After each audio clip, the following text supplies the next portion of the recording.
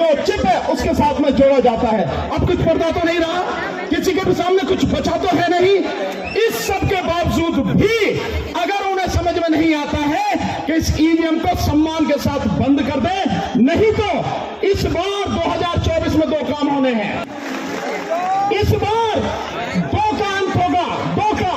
Number 1 अंत होगा EVM का, हमेशा के लिए अंत होगा इस बार, और इसके साथ ही मोदी सत्ता का भी इसी बार अंत होगा। बचना नहीं है कुछ भी। साथियों, मैं सिर्फ एक बात कह के बंद करूंगा कि 25 तारीख को, 25 फरवरी को हम सारे के सारे लोग, इससे भी कहीं ज्यादा संख्या में इकट्ठे होंगे मंडी हाउस पर, और इस देश में जो सारी बीमारी की जड़ है, इस देश का प्रधानमंत्री उसका घिराव करेंगे और तब बताएंगे उसकी औकात। साथियों, बहुत बहुत शुक्रिया। मौसम ऐसा है, समय है, बहुत धन्यवाद सर। ईवीएम हटाओ, हाथ उठा के दोनों, ईवीएम हटाओ, ईवीएम हटाओ, ईवीएम हटाओ, ईवीएम हटाओ। अब मैं बोलूंगा ईवीएम हटाओ, बोला लोकतंत्र हटाओ, बचाओ।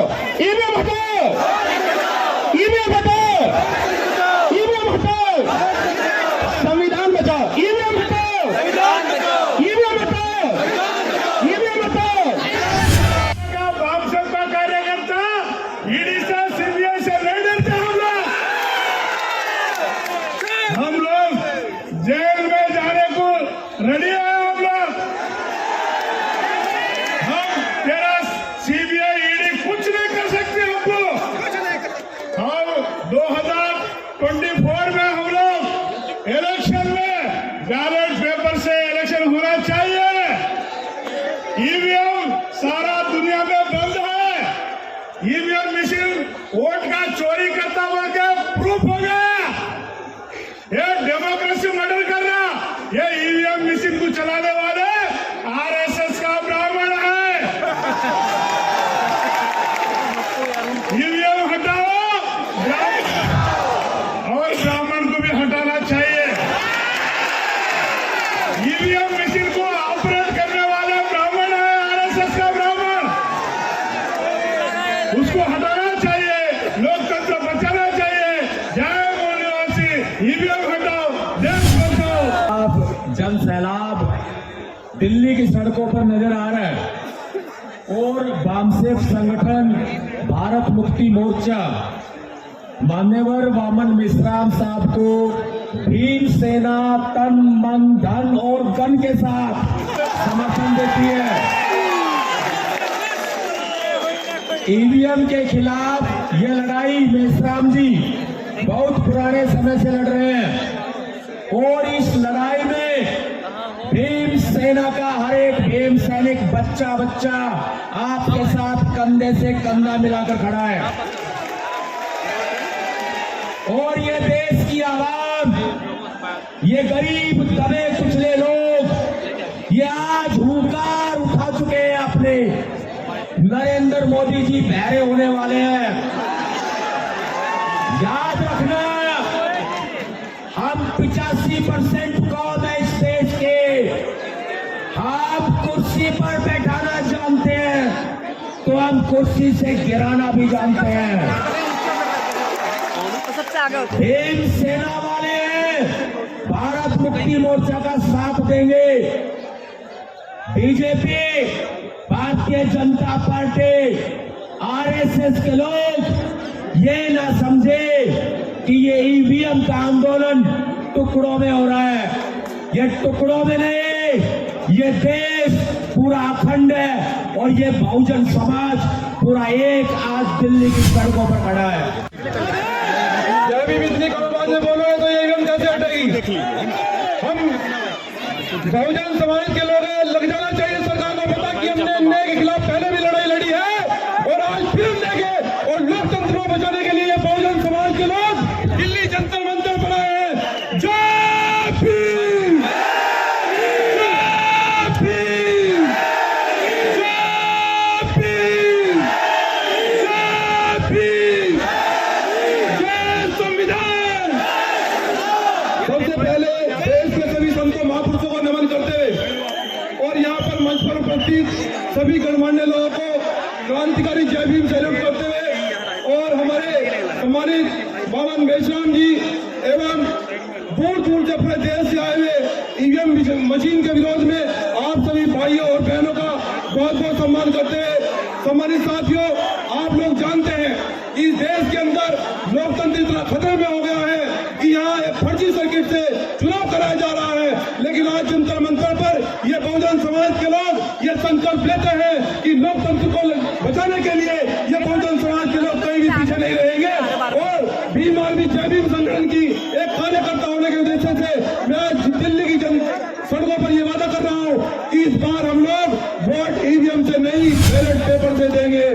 आज आप सभी लोग इतनी बड़ी संख्या में माननीय बावन मेश्राम साहब के आह्वान पर लाखों की संख्या में दिल्ली में आए हुए हैं और ये लड़ाई इतनी मजबूत हो गई है कि आपका टेस्ट बारिश भी ले रही है कि आप लड़ने वाले हो, भिड़ने वाले हो कि भागने वाले हो। ये टेस्ट बारिश ले रही है और आपने ये दिखा दिया कि हम भागने वाले लोग नहीं है, हम भिड़ने वाले हैं। तो इलेक्शन कमीशन कान खोल कर सुन ले और नरेंद्र मोदी भी ये नजारा देख ले कि अब ईवीएम इस देश में बचेगा नहीं। अब ईवीएम का क्रियाक्रम होना तय है, इसको कोई रोक नहीं सकता, ना तो ब्राह्मण रोक सकता है और ना ही ब्रह्मा रोक सकता है। अब इसको कोई नहीं रोक सकता, इसका क्रियाक्रम तय। साथियों, बावन मेश्राम साहब को बोलना है, मौसम बहुत खराब हो गया है। मैं ज्यादा लंबी चौड़ी बात नहीं करना चाहता, मैं तो एक ही बात करना चाहता हूँ कि आज जो मुल्क के हालात है जो इतना खराब हो गए हैं, कहीं अनुसूचित जाति के लोगों के ऊपर अन्याय अत्याचार हो रहा है, तो कहीं आदिवासियों के ऊपर अन्याय अत्याचार हो रहा है, कहीं किसी को मॉब लिंचिंग का, माइनॉरिटी के साथियों को मॉब लिंचिंग का शिकार बनाया जा रहा है। देश की जो सबसे बड़ी आबादी है ओबीसी, उसकी गिनती तक ये सरकार करने के लिए तैयार नहीं है। किसानों के खिलाफ काले कानून लाए गए, नौजवानों के खिलाफ काले कानून लाए गए, देश के अंदर मजदूरों के खिलाफ काले कानून लाए गए, शिक्षा से वंचित करने का कार्यक्रम चल रहा है, रोजगार से वंचित करने का कार्यक्रम चल रहा है। देश में एससी, एसटी, ओबीसी, माइनॉरिटी, किसान, मजदूर, नौजवान, महिला सभी के ऊपर बड़े पैमाने पर अन्याय और अत्याचार बढ़ा है और लोग बड़े पैमाने पर इसके खिलाफ में बोल रहे हैं, इसके खिलाफ में लड़ रहे हैं। आज देश का बहुजन समाज जागृत हुआ है, वो अपने हक अधिकार की लड़ाई लड़ रहा है। लेकिन इसके बावजूद भी 2014 में जिस मोदी ने कहा था कि देश नहीं बिकने दूंगा, आज वही कह रहे हैं देश नहीं बचने दूंगा। कसम खा लिया है मोदी ने, देश नहीं बचने दूंगा। ये तानाशाही कहां से पैदा हो गई है, ये तानाशाही कहां से आ गई है? ये तानाशाही ईवीएम ने पैदा किया है। आज ये जो घमंड है आरएसएस बीजेपी का, आज ये जो घमंड है नरेंद्र मोदी का, ये घमंड तोड़ना बहुत ज्यादा जरूरी हो गया है। और ये घमंड तोड़ने के लिए ईवीएम को तोड़ना जरूरी हो गया है, ईवीएम को हटाना जरूरी हो गया है। इसलिए जो ईवीएम के खिलाफ ये लड़ाई चल रही है, इस लड़ाई में आज आप लाखों की संख्या में आए हो और आज आपने नजारा दिखा दिया है कि ये देख लो, अपनी आंखों से देख लो। अगर आप हमारी बात नहीं मानोगे तो आने वाले समय में इस देश के अंदर जनता मालिक है, लोकतंत्र नहीं। देश और दुनिया का ये इतिहास रहा है, बड़े से बड़े तानाशाहों को दुनिया में धरती पर पटकने का काम वहां की जनता ने किया है। ये चुनाव आयोग कौन सा तानाशाह है? ये नरेंद्र मोदी कौन सा तानाशाह है? ये कोई इतना बड़ा तानाशाह नहीं है जिसको हम लोग धरती पर नहीं पटक सकते हैं। इनको भी इनकी औकात दिखाएंगे, इनको भी जमीन पर पटकने का काम करेंगे। चुनाव आयोग हो या नरेंद्र मोदी हो या आरएसएस हो, उनको उनकी औकात दिखाने का काम करेंगे, ईवीएम भी हटाने का काम करेंगे, लोकतंत्र भी बहाल करने का काम करेंगे। और ईवीएम के दम पर जो गुंडागर्दी चल रही है और जो लोकतंत्र और संविधान को खत्म करने की साजिश आरएसएस बीजेपी के द्वारा की जा रही है, इसको भी रोकने का काम किया जाएगा। और जो बाबा साहब मान्यवर काशीराम साहब, जगदेव प्रसाद कुशवाहा, ललई सिंह यादव, रामस्वरूप वर्मा का सपना था कि इस देश का बहुजन समाज इस देश का शासक पर बनेगा, तो इस देश का बहुजन समाज अब इस देश का हुक्मरान बनकर रहेगा। कोई भी ताकत इसे नहीं रोक सकती।